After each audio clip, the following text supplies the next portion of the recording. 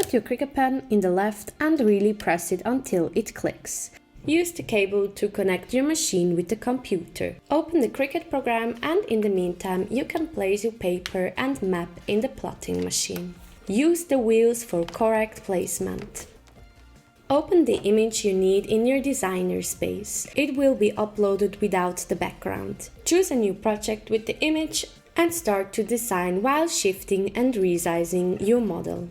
Upload and use different SVGs until you think it looks perfect. When some items are in your desired place, then you can attach them together. Just click on them and go to attach until they will be together. This will make things a lot more easier in this working space. Another trick is that when you click on an item, you will see all the lines. You can shift them in one easier, delete the lines that you don't need, or just attach them together.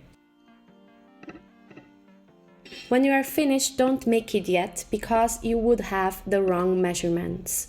As example, here you would see the lines and the measure that it takes. So therefore I change it again and start to upload the correct measurements. I take a square and start to resize it until it fits the exact same measurements that the paper has on my map.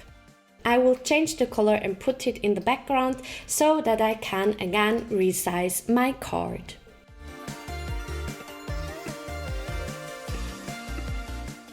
Then finally I click on Make It, where the items again will be twisted, but this doesn't matter as I can use the basic cut or pen, and as I'm using the pen I will resize or drag and drop them until they look as I want them.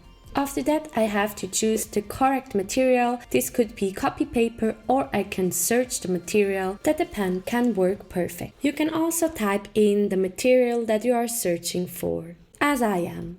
Right now I'm choosing the paper that is a little bit thicker. Then the Cricut Maker can start its work.